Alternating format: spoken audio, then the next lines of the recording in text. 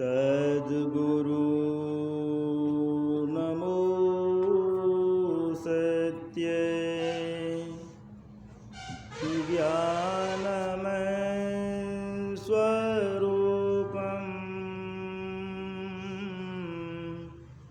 सदाचारि पूरण सदानन्दरूपं नमो सद्गुरुं ज्ञानदाता सुस्वामी नमामि नमामि नमामि नमामि।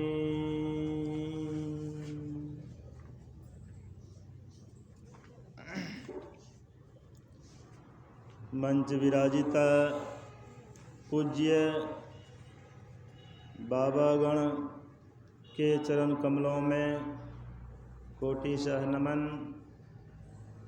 समवेत समादरणीय सज्जन वृंद, आदरणीय माताओं तथा भक्तिमती बहनों, आप सबों के चरणों में प्रणाम। श्री सद्गुरु महाराज की जय। भगवान श्री राम श्रीमद् भगवद गीता के 18वें अध्याय में भक्त अर्जुन से कहा था, यह हिमं परमं गुह्यं भक्तैः विधास्यति भक्तिं मयि प्रां कृत्वा मामे वश्यस्य संशया। जो पुरुष मेरे में परम प्रेम करके श्री कृष्ण अर्जुन संवाद रूप गीता शास्त्रों को मेरे भक्तों में कहेगा, अर्थ की व्याख्या द्वारा इनका प्रचार प्रसार करेगा, वह निःसंदेह ही मेरे को प्राप्त होएगा।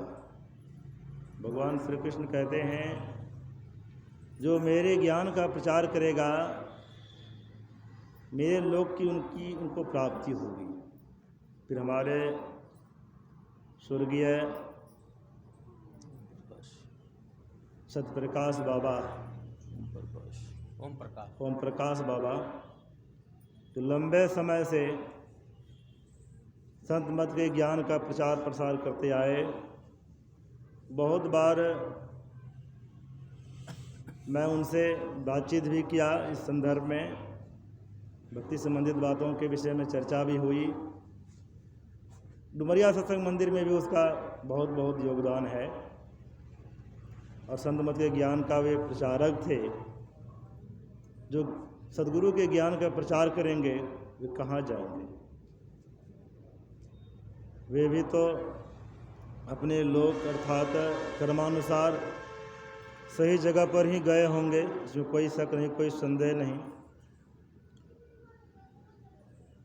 दुख आता है अभाव से, अभाव आता है स्वभाव से, स्वभाव आती है देह से, देह मिलती है प्रारब्ध से, प्रारब्ध बनता है संचित से, संचित बनता है क्रियमान कर्म से। गोस्वामी तुलसीदास जी महाराज की वाणी में आया है, तुलसी यह तन खेत है, मन वच कर्म किसान, पाप पुण्य दोई बीज है, बोवे सो लोवे निदान। इस संसार में कर्म की प्रधानता है। अभी हम लोग पाठ के क्रम में सुन रहे थे, मर्यादा पुरुषोत्तम भगवान श्री राम पिताश्री की आज्ञा पालन करने हेतु जंगल जा रहे हैं।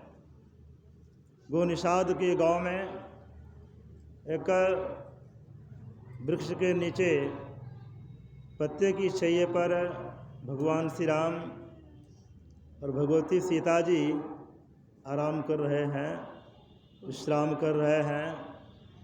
गो निषाद साथ ही साथ उनके सेवक लोग, प्रहरी लोग सबके सब सेवारत हैं।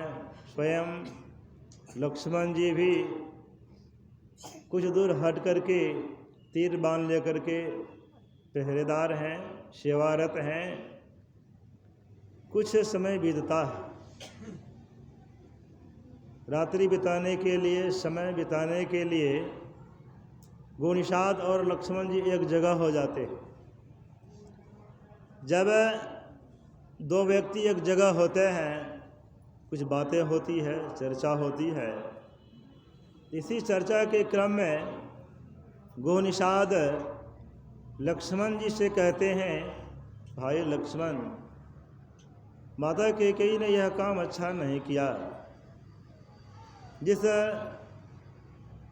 राजा राम को, भगवती सीता जी को सुखी सारी सुविधाओं के अंदर रहना चाहिए, वृक्ष की शैया पर पत्ते के बिछौने पर सोने की जो नौबत आई है, माता कैकेयी के चलते ही यह सब हुआ। लक्ष्मण जी भगवान श्री राम के अनन्य भक्त थे और क्या कहते हैं, काहू न को सुख दुख कर दाता, निज कृत कर्म भोग सुनु भ्राता। अगर किसी का पैर टूट गया है, उनको कहा जाए तुम्हारे अपने कर्म के चलते ही तो पैर टूटा है, उनको कितना कष्ट होगा, कितना दुख होगा। लक्ष्मण जी भी तो वही बात कर रहे हैं, लेकिन कहने की कितनी अच्छी कला। लक्ष्मण जी कैसे कह रहे हैं?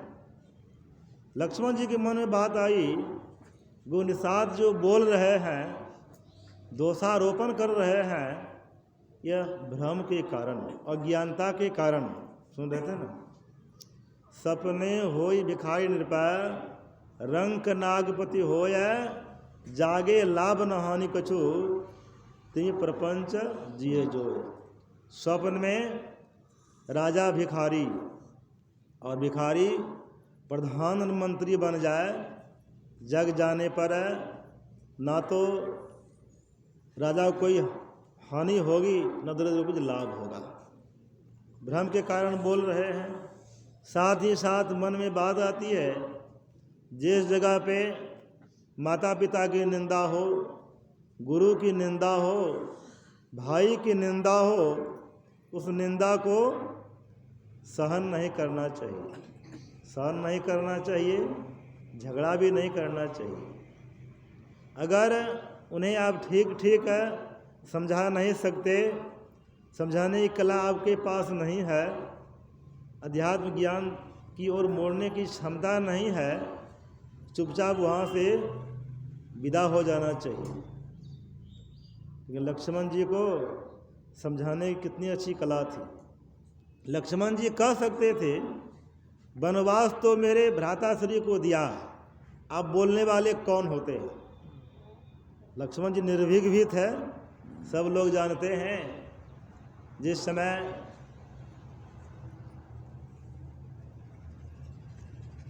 परशुराम देव जी महाराज तपस्या करने के लिए जा रहे थे, देखते हैं भगवान शिव का धनुष यहाँ रखा हुआ है। क्योंकि उस धनुष को रावण भगवान शिव को खुश करके लंका गढ़ ले जा रहे थे।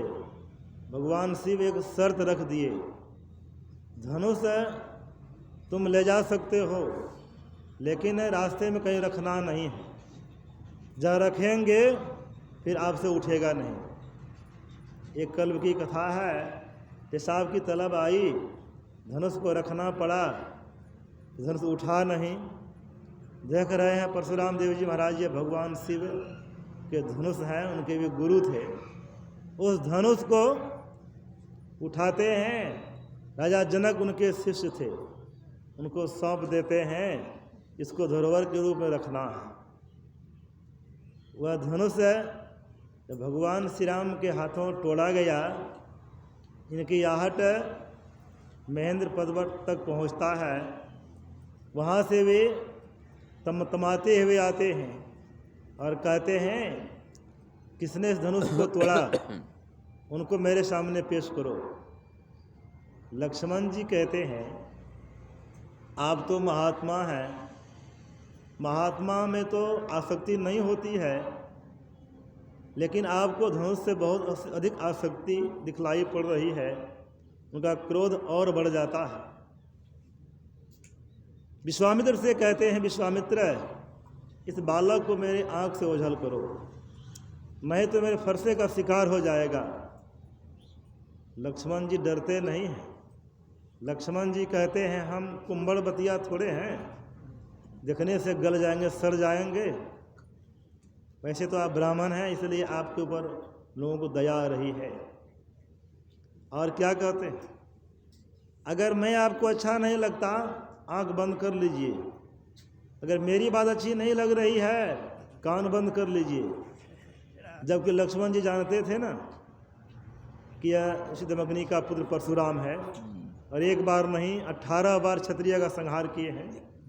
क्योंकि उनके पिताश्री को शास्त्रार्जुन कामधेनु गाय के चलते 18 मुक्का मारे थे उनकी छाती पर। उसी से उनकी देह छूटी थी और शपथ लिए 18 बार मैं क्षत्रिय का संहार करूंगा। जानते थे ना, फिर भी डरे नहीं, निर्भीक थे। लक्ष्मण जी कह सकते थे ना, वनवास तो मेरे भ्राताश्री को दिया, अब बोलने वाले कौन होते हैं।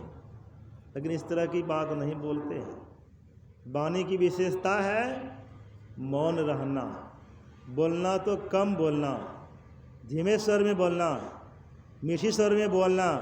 जिनसे हम बात कर रहे हैं हमारी बात वही सुने, बगल वालों को डिस्टर्ब नहीं हो। चौथी विशेषता है हितकर बोलना। पांचवी विशेषता है सदा सत्य बोलना।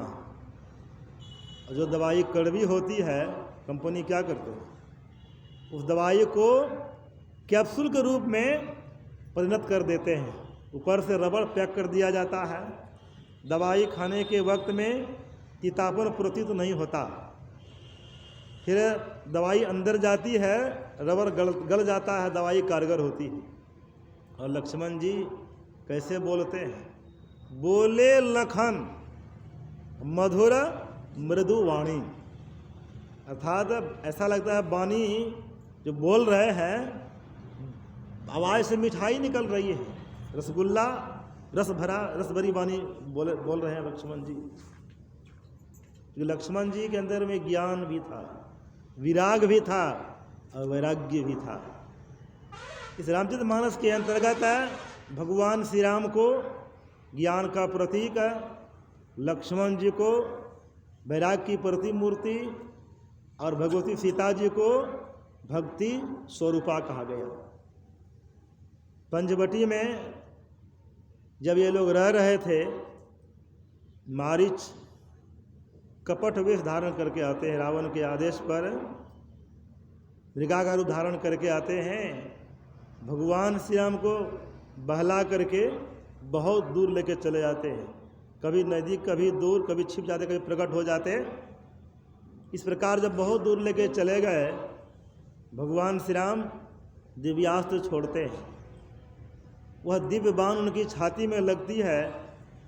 अपने रूप में आकर के बुलंद आवाज में अंत में कहते हैं, हा लक्ष्मण, हा सीते। यह आवाज़ आश्रम तक पहुंचती है। भगवती सीता जी लक्ष्मण जी से कहते, लक्ष्मण तुमने कोई सुना? लक्ष्मण जी ने कहा, हाँ माते सुना तो ठीक, इन वाणी में कपट भरा हुआ है। भगवती सीता जी कहती हैं, लक्ष्मण ऐसा लगता है तुमको विरोधी से तालमेल है। लक्ष्मण जी अवाक हो जाते हैं। ऐसा लगता है धरती पर, पृथ्वी पर गिर जाएंगे। संभल कर खड़े होते हैं।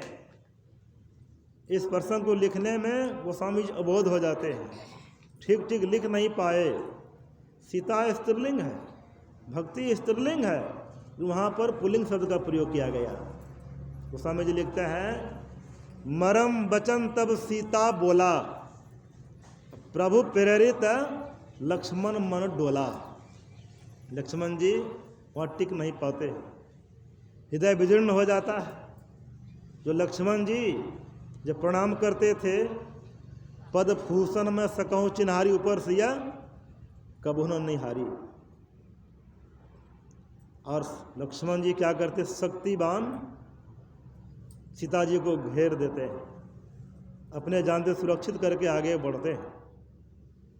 कुछ दूर आगे बढ़े हैं, उधर से भगवान श्री राम आ रहे हैं, तो कहते लक्ष्मण मैं तुम्हें तो सीता जी की निगरानी में छोड़ आया था। भगवान श्री राम कहते हैं निश्चर निकर फिरे बन माही, मम मन कहे सिया आश्रम नाही। जनक सुता पर हरवों के लिए आयो तात बचन मम पेली। तो वहाँ से जब आश्रम आते हैं, भगवती सीता जी की चोरी हो गई, क्योंकि ज्ञान का प्रतिरूप भगवान श्री राम पहले ही विदा हो गए। वैराग की प्रतिमूर्ति लक्ष्मण जी भी विदा हो गए।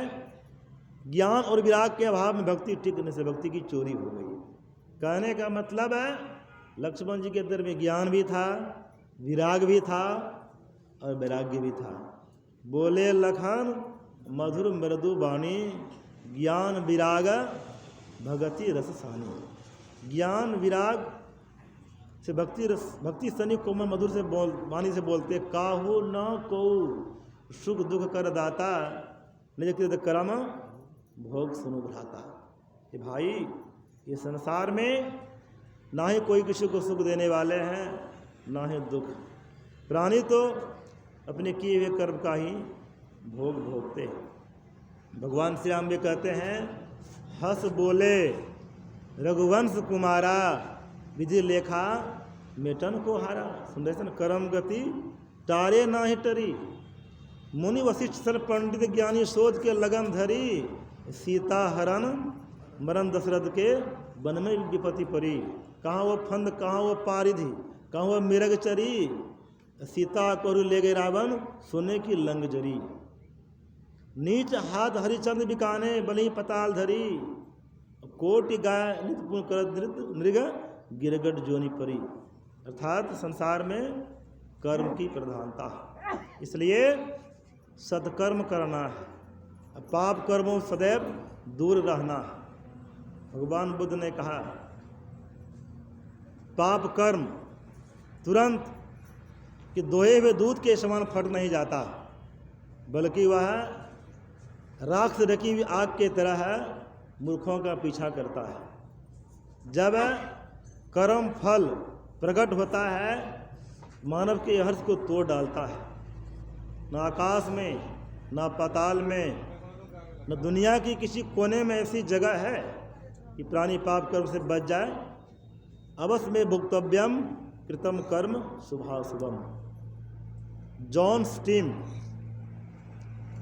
हिरोशिमा नागासाकी शहर में एटम बम गिराने के लिए जा रहे थे।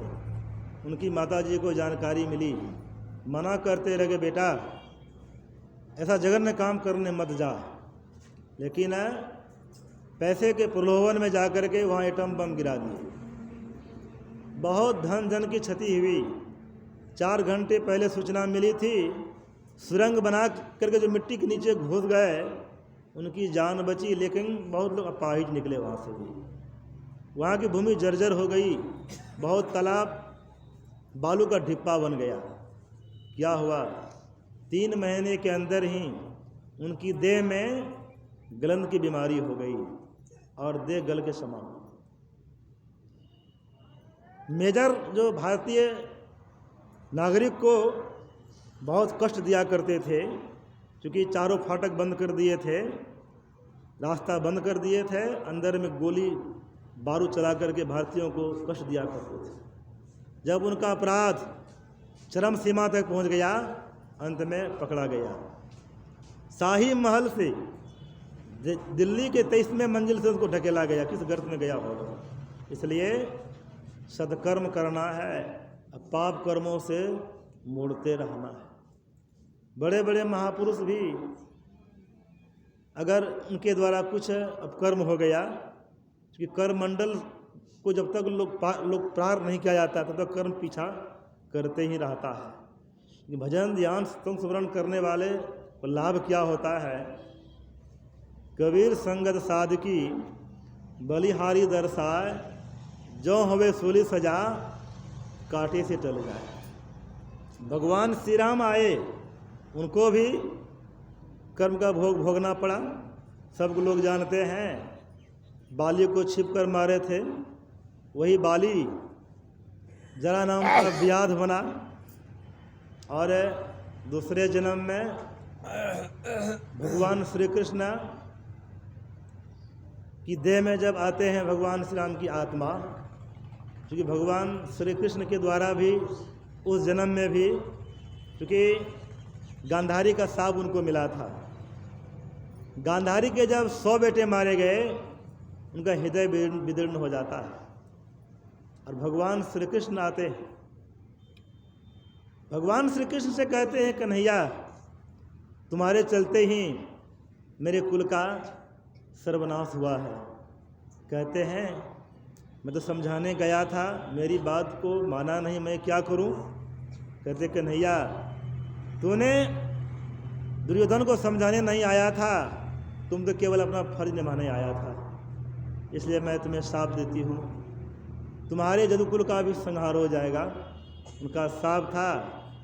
दुर्वासा ऋषि के मुंह से वाणी निकली, क्योंकि एक ग्वाला भगवान श्री कृष्ण के वंशज के शाम के पुत्र थे, व्यंग करने लग गए नारी का वेश बना करके, कहिए तो इस गर्भ से क्या निकलेगा? पुरंधनी महात्मा दुर्वासा ऋषि के मुंह से निकल जाता है, इनसे जो कुछ निकलेगा यादव कुल का संहार हो जाएगा। लोहा निकला, उस लोहा को घिसा गया, सांप खत्म नहीं हुआ, घिसा गया और उनका रस, उनके रस से पटेर बना और थोड़ा सा कील बचा, फेंक दिया तो एक मछली खाई, मछली के पेट से वो जो निकला, ये ब्याध को हाथ लगा, वही जरा नाम का ब्याध, उनका तीर बनाए, उस तीर को जो छोड़े भगवान श्री कृष्ण के चरण में लगा, क्योंकि पूरी देह तो भगवान श्री कृष्ण का वज्र का बना हुआ था उनके प्रसाद से, लेकिन तलवा कमजोर रह गया, उसी से उनकी मृत्यु हुई। कहने का मतलब सबों को कर्म का भोग भोगना पड़ा। इसलिए अगर कर्म पास से बचना चाहते हैं, कर्म धर्म को जला खाकर देंगे तुमको तार। यही मानो दे समैया में करो परमेश्वर में प्यार, विविध भांति के कर्म जगत में जीवन घेरी फंसाता है। बाबा देवी कहे का में ही सदगुरु गुरु ही बचाता है। श्री सदगुरु महाराज की जय। अब हमारे बीच